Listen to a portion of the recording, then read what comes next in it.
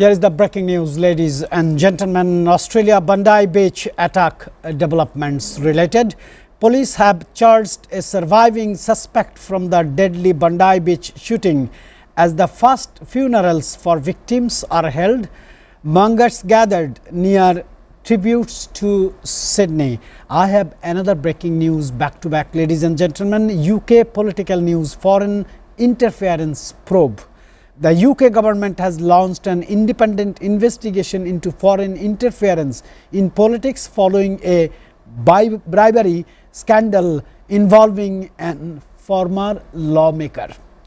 We are not yet getting the details, but we assume this is about the niece of former Prime Minister of Bangladesh, Tulip Siddiqui. Will definitely follow the story. Ladies and gentlemen, today is a special day for International Affairs show, broadcasting live from SATV's Dhaka studio, because we have a very distinguished, worldwide, very respected personality, a great surgeon, a great activist, Sir Scott A. Lakeman, who has a lot of contribution on this show particularly. He joins from Utah, his city, but that time Utah time is 4 a.m. in the morning. Sir, very warm welcome to SATV's live studio. We are very happy to see you in the studio, and your visit will be a remarkable for this show today. I would like to request you to express your feelings that you are in the SATV studio today. Oh, it is my pleasure to be here and finally get to meet you in person and to meet the staff here at SATV. And I personally appreciate the managing director of the board of directors of SA Group of Companies and SATV for giving us such a beautiful platform to talk and to discuss Bangladeshi views, Bangladeshi perspective to the worldwide. This program, as you know, already became very popular among the expatriates in Bangladesh, foreign countries, foreign news agencies, foreign intelligence agencies. Even we get often receive letters from them to give them more updates on this issue. And of course, from Washington, we have our geopolitical correspondent, very senior personality, very well respected personality, Sir Norman Flatt Barnes. I want to begin from Norman, but before that I want to give him a space to congratulate Sir Lakeman to be in the studio. Norman, your impression first, then we will go for listening your a couple of breaking news stories that you are following from Washington. Yes, good morning, Scott. Glad to see you there, and hopefully I will be able to join you very shortly. Enjoy your time. You should have a great experience. Thank you. Today is a lot of news happening globally, and particularly focusing on the United States. As you know, we have had some issues here regarding guns. We had another, sadly report, we had another killing 50 miles from Rhode Island at Brown University. They're still looking for the suspect in regards to the shooting and the killing of 2 students and the wounding of, I think, 9 others. They're still looking for that. Consequently, 50 miles away in Boston area, Brookline, Boston, an MIT professor and the head of a physics department was killed. They have no suspects. This is a very suspicious activity, and the campuses and the whole academic world is mourning this and trying to figure out what is going on.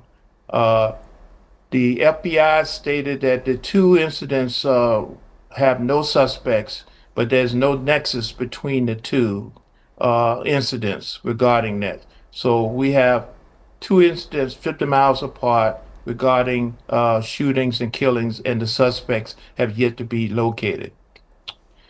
All right, moving sir. down to Washington. Go ahead, sir. Yeah. Sir, go ahead. Yeah, Sir, go ahead. In Washington. Moving to Washington, D.C., the president and the Trump administration has put additional sanctions on the Venezuela uh, oil tankers. So all ships coming to and from Venezuela is being subject to a blockade. And the other issue is that the president has put out additional sanctions on uh, travel sanctions on Syria and Palestine. Um, you notice we are looking at this situation that now they can't come to the United States right now. They're prohibited, along with several other countries, to come to the United States. Uh, And there's another issue I want to talk about regarding the military of the U.S. A lot of people don't know about this, but this is happening right now, and it's going to have a profound effect on the way things work militarily and in the future regarding the U.S. military. Huge Okay. significant issues, huge important and diversified issues going on around the globe, and of course in the United States Donald Trump administration. I will humbly request your permission to start from Russia Ukraine war. Peace talks advance, but key disputes is still remains, sir. I want to begin from you, Norman, sir. News says multiple sources report that Ukraine peace negotiations involving the US, European leaders and President Trump show progress toward a deal that includes NATO style security guarantees. Should be clear, not NATO membership Article 5 guarantees, and multinational forces, but disputes over territory and Russia's acceptance linger, because final decision maker is a person who is called Vladimir Putin. Sir, I just want to ask you, what are the implications of offering NATO-like security guarantees to Ukraine without full NATO membership? Because the country is already destroyed, people of that country already displaced, most of the buildings, power plants, energy services already destroyed. So after that, negotiation is coming, and still Volodymyr Zelensky has to sacrifice his territory. It is a big question of integrity, dignity and sovereignty of a country. I want to get your impression on this particular, sir. Norman. Yes, I have information that will basically challenge all of what we're talking about. The situation in Ukraine and Russia, uh, for my opinion, has already been decided. There's been discussions with the different governments, Russia. There's through Witkoff and Jared Kushner.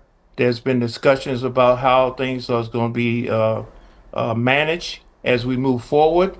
The European Union has been notified that the shift is happening.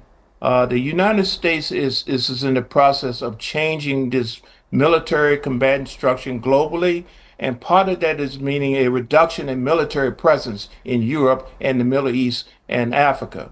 They're in the process of combining forces, reducing the number of four-star generals globally down from 11 down to 8, and that will mean a consolidation of command structure. The emphasis of the United States is now on Western interests, the Western Hemisphere, not the area of Europe, not the area of the Middle East and Africa. They will be coming under what we call the international division of scope of operation under one single command. The emphasis is going to be on the Western Hemisphere as we dealing with South America issues and Asia. Uh, we have a party over there called China that we're going to be building up on that. So right now, NATO is going to be turned over to Europe. That's coming. The number of troops in Europe is going to be reduced from down to about 7,000 to 8,000. Of course, all of this is pending Congress approval, but the Congress is the Trump administration controls what's going on. So there's a lot going on right now. The prognosis is basically changes is in place. Ukraine is going to be dealt with and police and taken care of by the European Union and whatever they decide with the territory with Russia. So the United States is taking a position of a from an enforcer to a mediator. Diplomatic approach is going to be military is going to be pulled back, and they're going to leave that up to the people in the Arab nations and also in Europe to deal with issues over there. Our focus is America first and focus on the Western Hemisphere and providing security and military support for that. So it's a fundamental change coming. These things are planned right now, and don't be surprised if you hear more about this.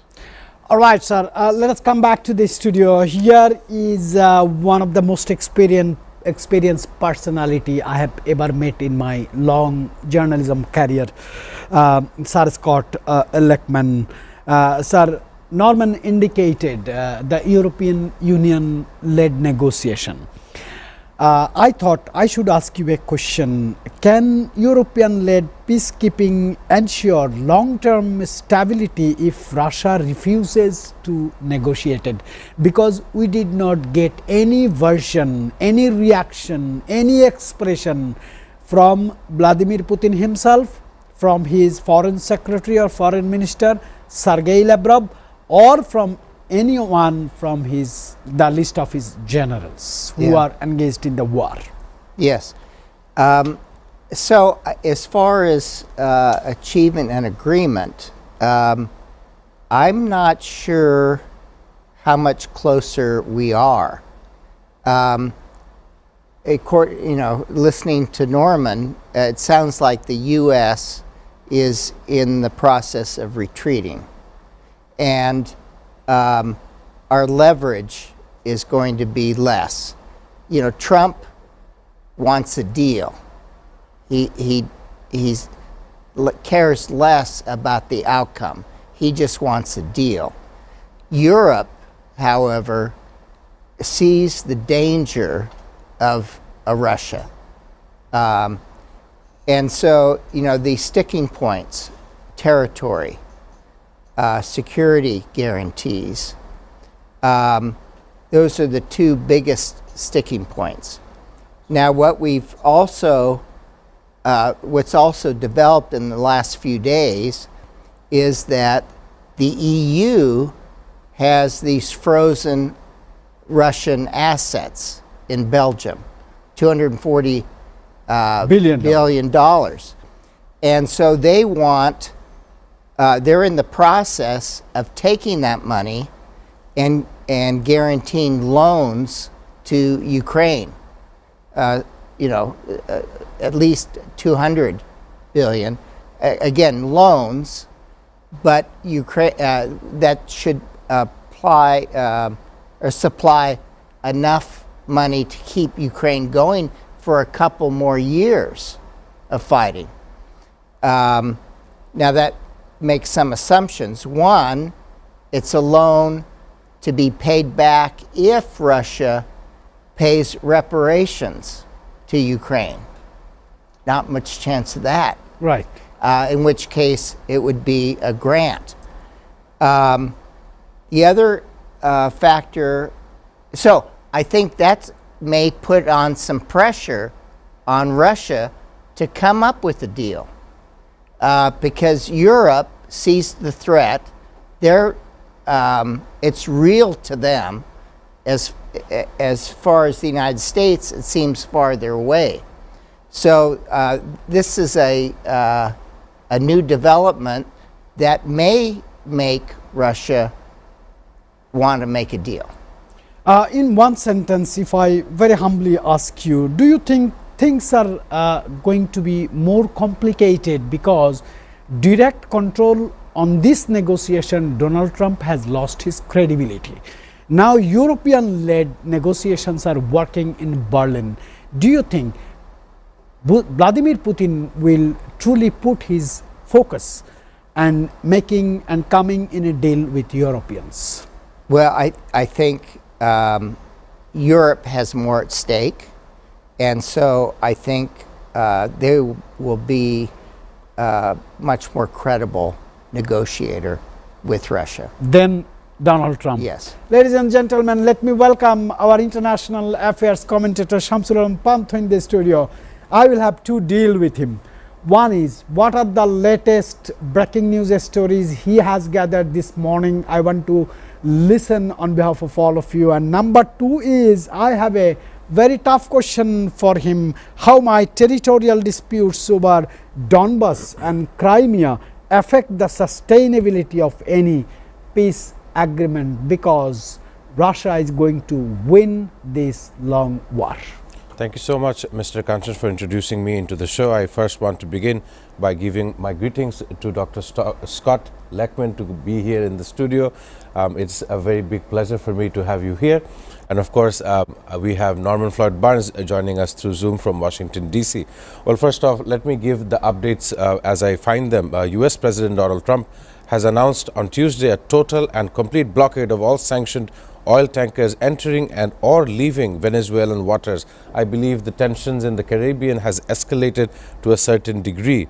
On the other hand, as we were all discussing regarding Ukraine and Russia, Turkey's President Recep Tayyip Erdogan on Tuesday warned that targeting commercial and civilian ships in the Black Sea benefits no one. I understand that targeting of these ships definitely relate back to the Ukraine-Russia war.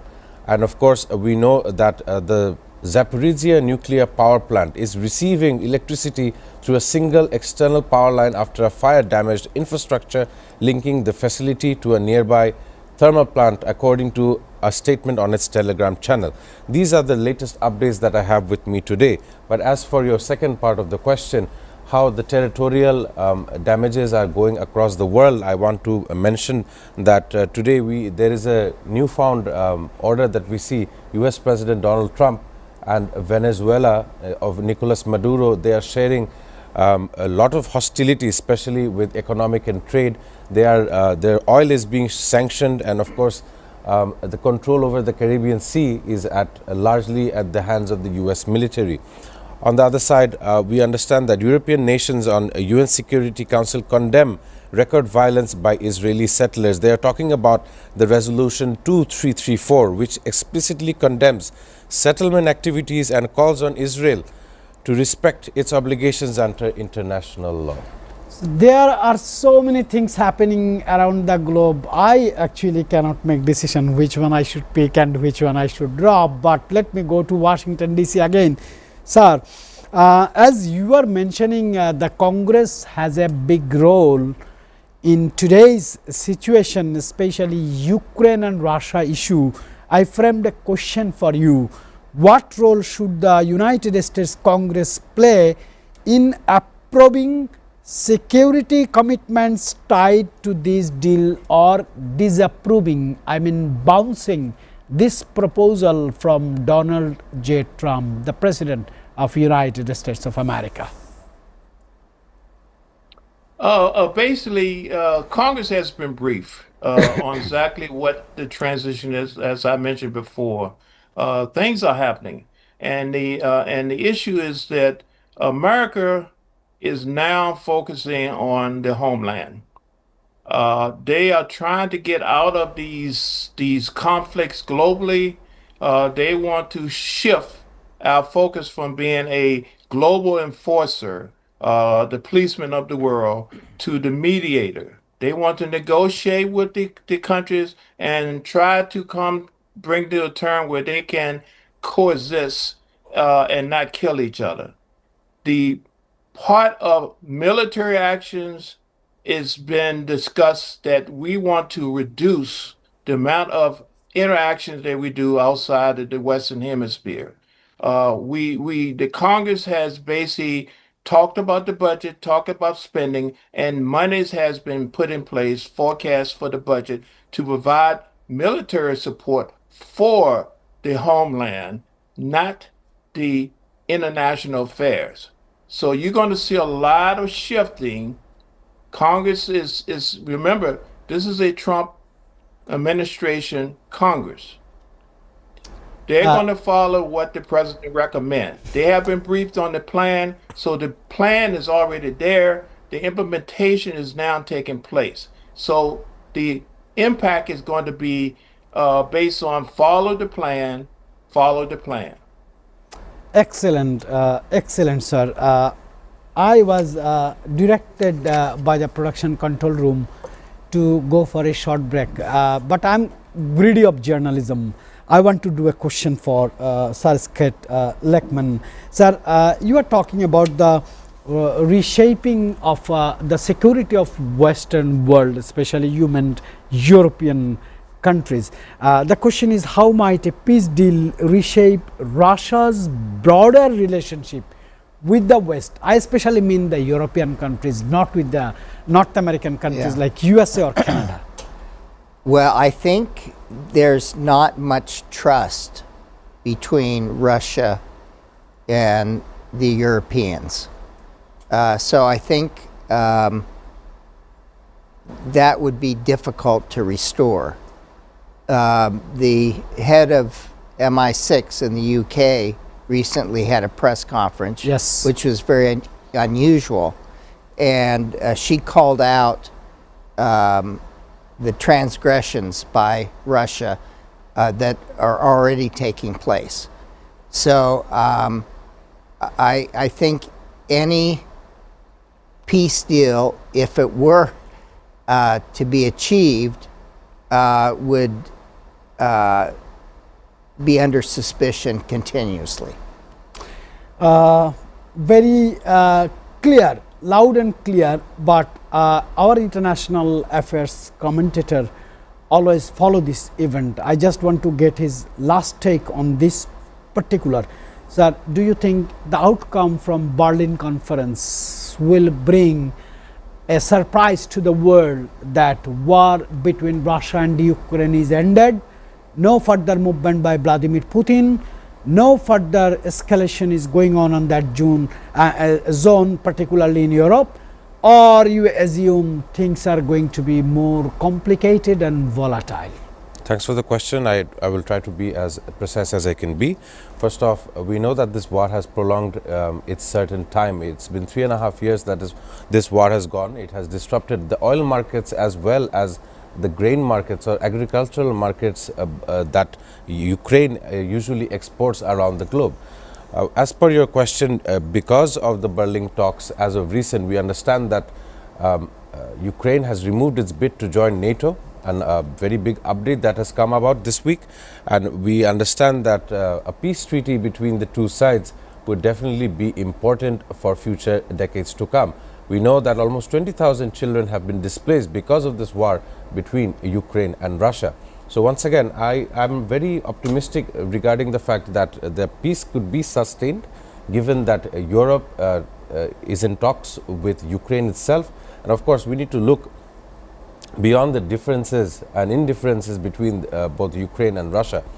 But however, I do not think that this kind of war should go on or prolong for many more weeks to come, especially after such a negotiation effort has been made. If you compare it with Israel and Gaza, I've been calling it regarding that war a very fragile ceasefire, but I do not expect something of the kind to happen when it comes to Ukraine and Russia.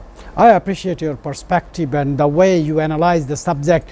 Ladies and gentlemen, I have received two very relevant questions from two of our very regular and respectable viewers. Mrs. Farhana Ali, she did a question. On the other side, I have received another question from Shoma Ghosh Monica. We will reply and pass both the questions to our very distinguished panelists, but allow me and permit me to go for a short commercial break.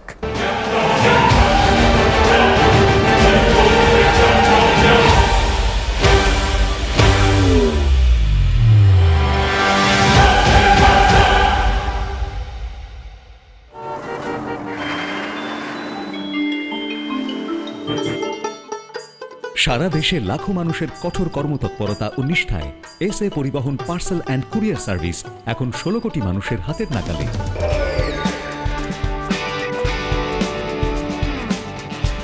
দীর্ঘ 30 বছর ধরে বিশ্বস্ততা ও দ্রুততার সাথে সেবা দেওয়ায় গ্রাহক সেবায় এখন শীর্ষে। বাংলাদেশে গ্রাহক সেবার সাফল্যের পর এসএ পরিবহন পার্সেল অ্যান্ড কুরিয়ার সার্ভিস এখন বিশ্ব বাণিজ্য কেন্দ্র সিঙ্গাপুরে। আপনার যে কোনো পণ্য সিঙ্গাপুর থেকে বাংলাদেশে বুকিংয়ের জন্য যোগাযোগ করুন। এসএ পরিবহন private limited, logistics parcel and courier service, 22 Roberts lane, Singapore 218302। Phone 0065 629 24900।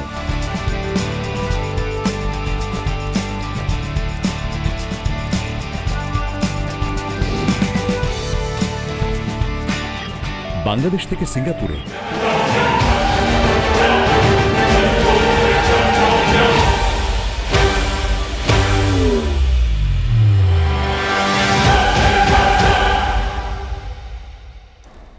First, let me take two questions from Mrs. Farhana Ali. She has done two very relevant questions.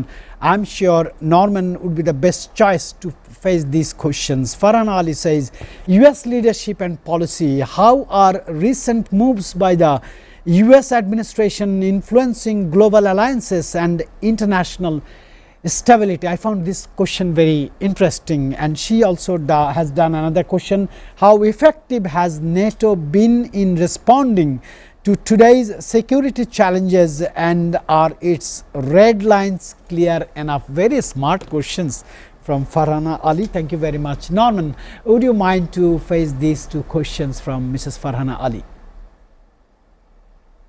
Yes, thank you for the questions, and the question is very intriguing. Everything is changing. The world is evolving. As we speak right now, things are different. We have to look at the big picture, and the big picture is there's a power shift. There's issues. We have two major conflicts right now who's basically intertwined with each other. We have the Middle East, Gaza, Israel, Palestine, and we have Ukraine and Russia. These two incidents have to be resolved. If they are not resolved, we will have continued conflict. They will have flare-ups all over the world. We have copycats. We'll have different things going on. And now we're looking at looking at Venezuela, the United States. All of these intertwine. We give you a good example. The unfortunate killing massacre in Sydney, Bondi Beach, is being challenged by Israel. Israel is saying that the government of Australia didn't do enough for protecting the Jewish people. They're stating now that Iran is involved with this. There's information that now they're stating that Israel perpetrated this situation. So now we got this back and forth issue because the core issues hasn't been addressed. So we have to understand that if we don't deal with this issue in the Middle East, the rest of the world is going to explode because we have serious problems here in the United States, everywhere. Nowhere is safe until we address these core issues. Israel is blaming now another country. Iran is now being brought up. The United States is being brought into this because they want, now, we had to do a attack based on Israel to Iran. And now they're looking at them again. Hey, they're causing the problem. We need to do another attack. We need to do this. We need to make some type of concession. The United States position now has shifted towards now, hey, we look at the big picture. This is a big hot mess. We're going to step back and be a mediator, and we're going to let y'all work this thing out. We are not going to get involved in your local stuff. You have to resolve this. You've been doing this for centuries and it hasn't been resolved, and we're not going to be able to resolve it for you. You have to do it yourself. We can assist you, we can provide you support, but this is a homegrown issue that you have to deal with. If not, the whole world is going to go up in flames. All right, sir. I will take now two questions from Shoma Ghosh Monica. She has done so relevant questions, but one thing I am observing that some account is claiming herself as the name of the former Prime Minister and passing a comment in our portal that she says she is coming. I will request our audience, this is not a local political show, this is an international affairs. Please do the relevant question, don't pass any political comments on our show. I would request our international affairs commentator sir to see the comment. The name is Sheikh Hasina. She says, I am coming. That also gives us proud that this program is becoming popular. They are passing their political comments to our show. Sir, the question from Shoma Ghosh Monica, she is our very regular viewers and she participates all the time with all relevant questions. Sir, I think you would face this question. What reason did the United States give for imposing a total naval blockade on sanctioned Venezuelan oil tankers? This is a very good question, I think. And how are world leaders and communities reacting to the first funerals for the Bondi Beach mass shooting victims in Australia? The question is for Sir Norman Flood Barnes. She always mentions that, but Norman already participated in one question. I want to put this question to you from Shoma Ghosh Monica.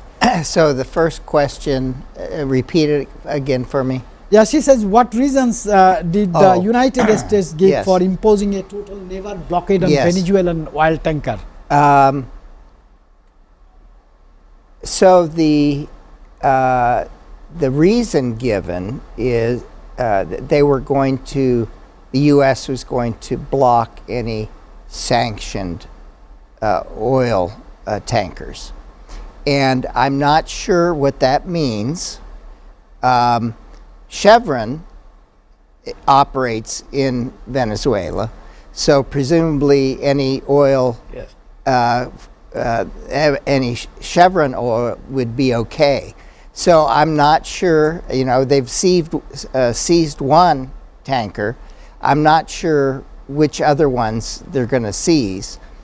And the one that was seized, the reason they got a court order was because it had carried previously Iranian oil. So it's a bit unclear what sanctioned tankers are we talking about. But in any case, this is all about regime change.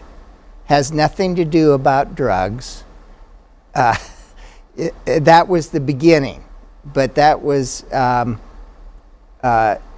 first it was fentanyl, but of course all these boats were carrying cocaine, so that story didn't fit, and we got a deal with Maduro over the oil, so that wasn't oil, wasn't it?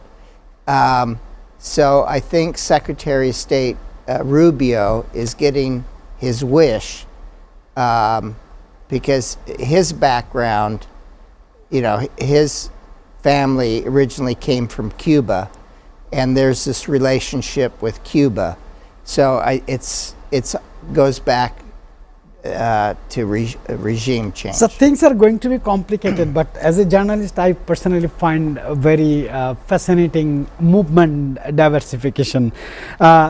Production team, if Norman somewhere somehow disconnected, please bring him. We need him today until the shows will be on, because Norman is very important today. So many things happening around the Donald Trump administration, Venezuela, Israel, Gaza. So Norman should be till the last. Sir, I have received a good question from one of the television personalities. She's a very popular anchor in television stations, Nokshi Tabassum. She did a question: how can we ensure a peace treaty between these two sovereign states? I am sure she meant Russia and Ukraine, is effective given that many historical treaties have already failed? Sir, I want to put this question to you.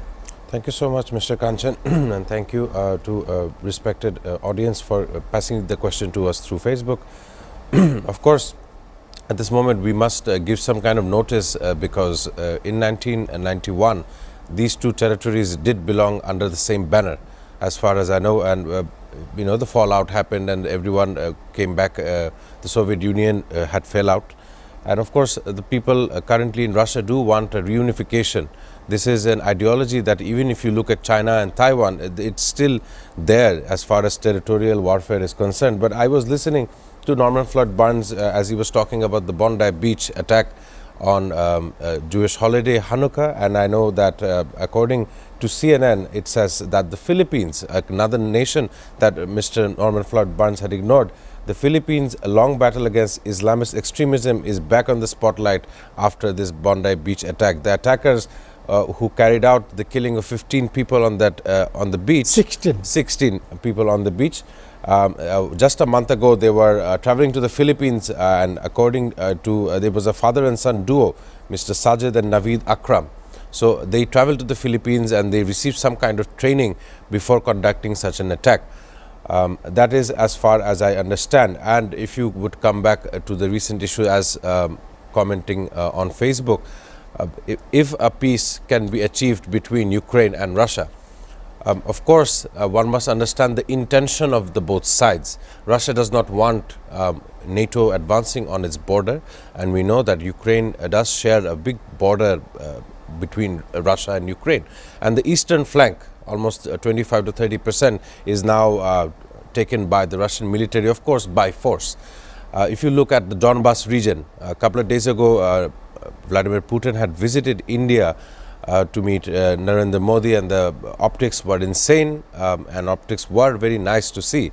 But one of those comments that came out from Vladimir Putin, it was that he will take Donbas by force. So there is some kind of intention by the Kremlin to understand this. But a lasting peace can be achieved if they were to see across their differences, as I believe. All right, I'll request our digital department to take care of our page, because we can see the political debates are going on through our pages.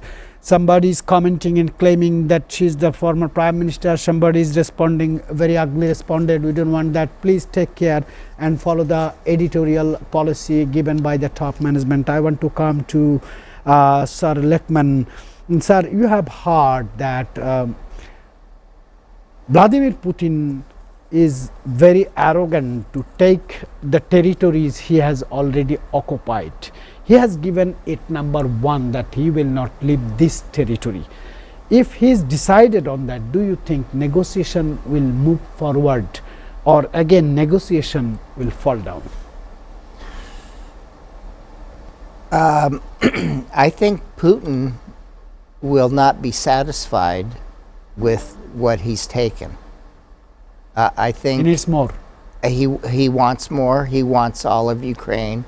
He wants to reconstitute the USSR. So I don't foresee him wanting peace. He may agree to something in the interim, that his goals, I think we know what they are. And I think that, I doubt that that's going to change during his lifetime. Putin is called the most unpredictable political figure, but his background is from the intelligence business. He could not develop the economy of Russia.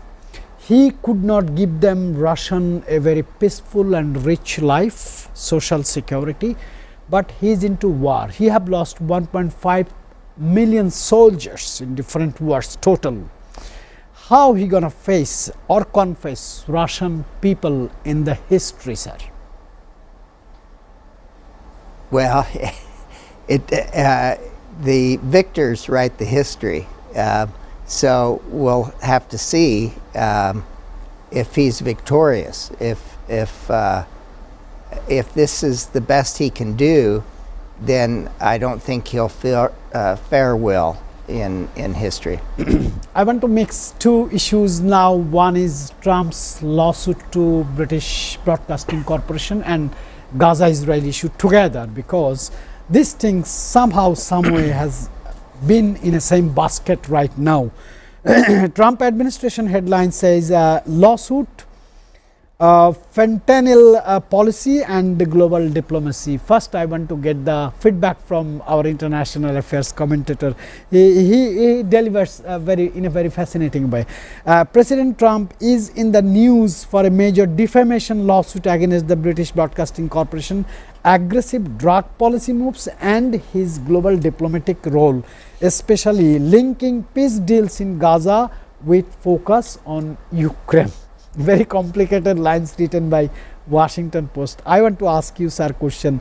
What are the political and legal implications of Trump's $10 billion lawsuit against the BBC? Because American people started laughing.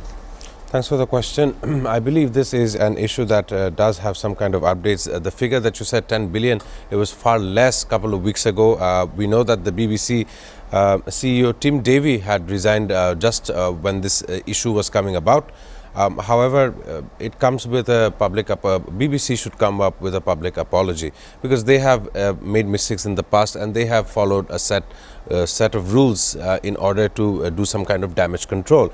But in this case, it was, of course, the voice of Donald Trump being edited in a way which shows that he's inciting some kind of violence. So as the 47th president, re-elected president of the United States, he does have some kind of right to protest this term. While the 46th president, Joe Biden, was coming into power, this kind of issue did arrive at his corridor.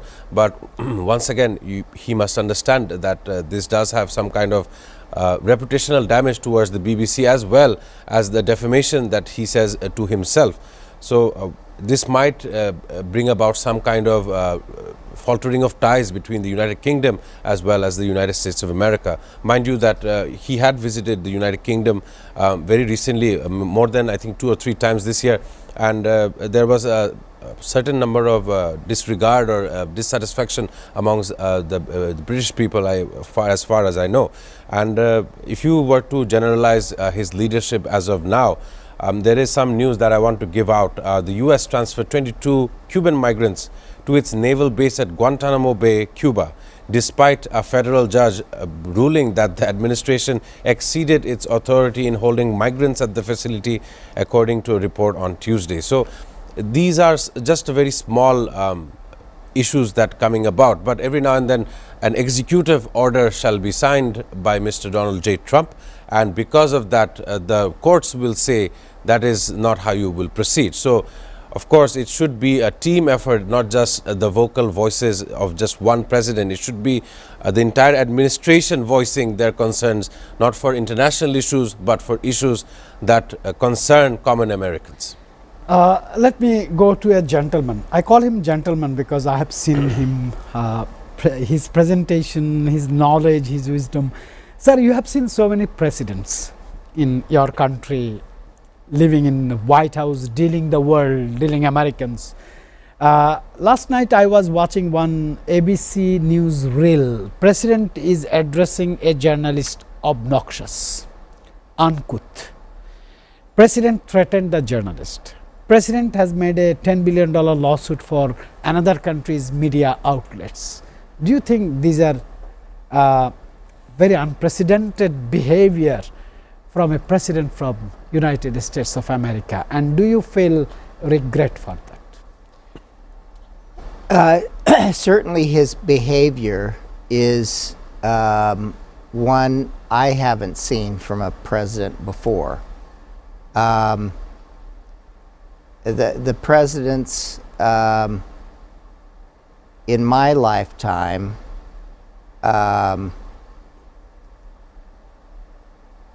have been gentlemen, have been reserved, beginning with Eisenhower, Kennedy,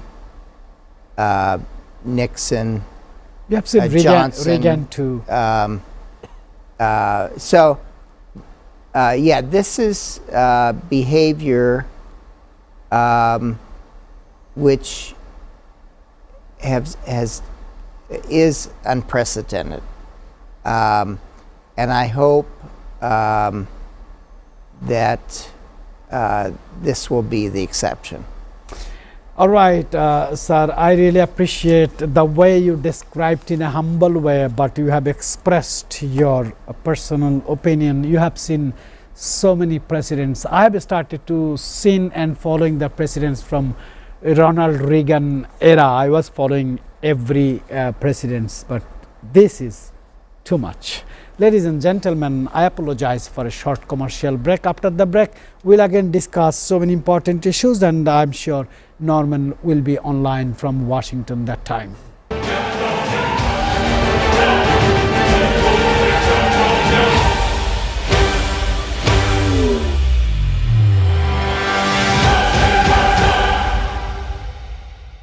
booking এর জন্য যোগাযোগ করুন ঢাকা সহ দেশের যে কোনো ৮০টি শাখা কেন্দ্রে।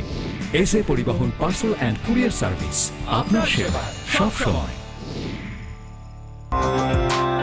Welcome, Grand Palace Hotel, Dhaka. A majestic lobby blending timeless elegance with modern design. Experience 5-star comfort in suites and rooms.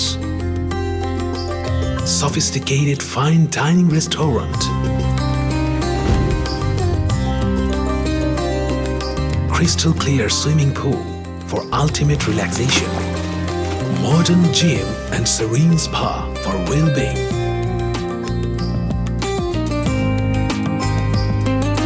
Perfect venue for corporate events, weddings and parties. Seamless and secured. Elegant and eye-catching.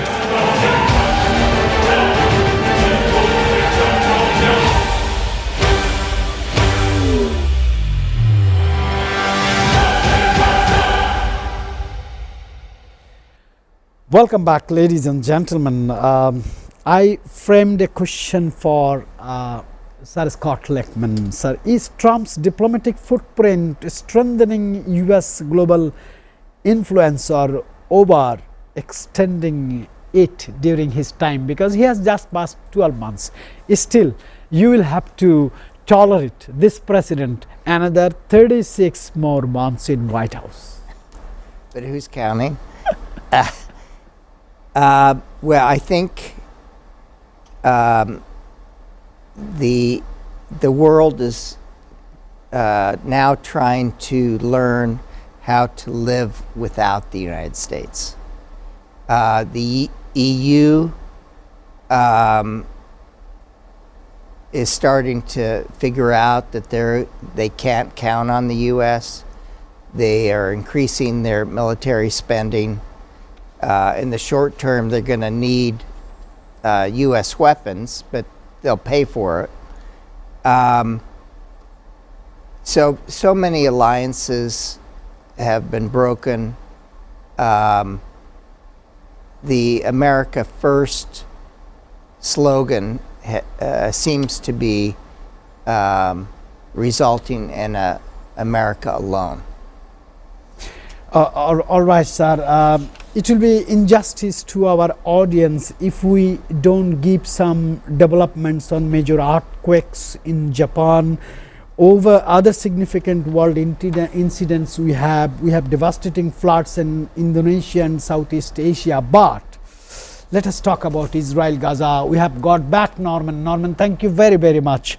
Although there have been ceasefires and negotiations to halt the Israel-Hamas war, violations and violence continues, and civilian humanitarian conditions remain very, very dire. World knows it.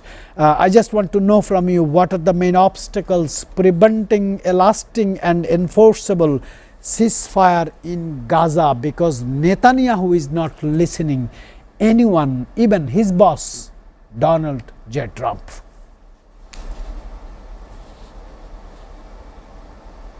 Yes, thank you for the question.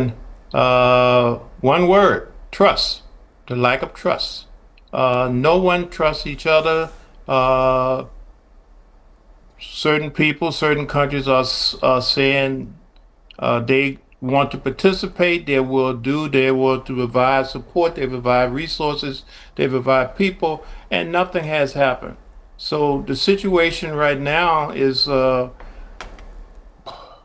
Israel is doing what they want to do. Particularly now with the U.S. new policy developing, that they're going to basically serve as a mediator. They're taking off the helmet and putting on the robe. Uh, and so Israel's now taking advantage of that situation, knowing that Big Brother is not going to be in the territory. They're going to provide resources, and we are basically on the ground, and we will determine what is peace, what is ceasefire, and how this thing is going to end. So right now, with knowing that the U.S. is taking a hands-off approach, they're weaning themselves away. Uh, Israel is wrapping up the jigsaw. They're basically they're destroying the infrastructure there, and they want to get their way and take over the whole region. So right now we see a situation. No one is going to be able to stop him because no one care about stopping him, and the people in the surrounding area want to be concerned, but they don't want to get their hands dirty and participate in the solution. All right, sir, let me get the feedback from Sir Scott Leckman. Like you, he also been connected with so many global influential peacemakers and high profile personalities. Sir, very direct question. Do you really see hope that Israel, Gaza, Palestine, stability in that region will be, we can see one day, or this will be as remain as it was since last 80 years, beginning from 1945? Well, I think things are different now. I think that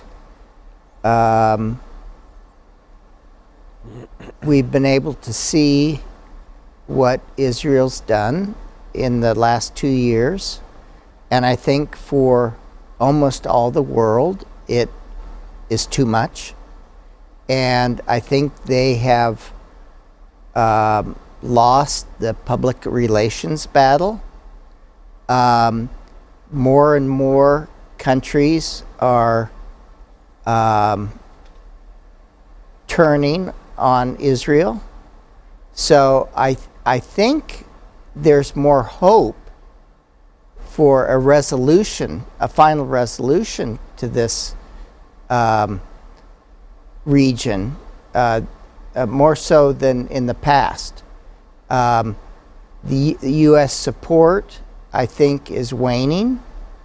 So it may take a few years, but I think that peace will not be achieved unless the Palestinian people can determine their fate. All right, and again, two-state solution will be very important. I'll come for 1 minute to Norman. Norman, a corrupted person is leading a nation called Israel. He himself has a lot of corruption charges. President Donald Trump is pursuing the mercy from the president for him. He's killing people every day. He's violating ceasefire laws. He's violating UN Charter, Geneva Convention, and modern human behavior. But nobody is doing nothing directly with him. Why? That is a very difficult question. Why? And my only response to it is that people are complicit. They don't want to get involved, engage with a direct conflict because there's repercussions. Everybody knows the actions that has been taken by the administration is what we call non-legal. Hasn't and its courts are telling them that, but it still goes on. No one has the guts, I call it, the guts to challenge it. The only one who can handle that is internally. Internally, it has to be the people of this country, this great nation, and they have to make a decision. Enough is enough, and we're not going to tolerate it. External pressure is not going to work. It has to be internal because his mission is to be America first. But what is America first? Is it Trump's version or is the people's version? So that's what we have to figure out. Have to be a clear understanding is that is the people will or is my will? I apologize for the shortage of time we are running. Very first, we have a back-to-back live production at 3 p.m. special bulletin. I'll request all the audience to keep eyes on SATV's screen because sharp at 3 p.m. we will start a special bulletin in Bengali language. After the comments from a very senior person like Norman Floyd Barnes, a very distinguished personality, well-respected personality like Sir Scott Leckman, and of course very experienced, talented genius Shamsul Alam Panto, I actually have nothing to say as conclusion, but today is a special day for the world because today is a birthday of Pope Francis, leader of the Roman Catholic Church. He born in 1936. I want to wish from this show happy birthday to Pope Francis. I'll see you tomorrow.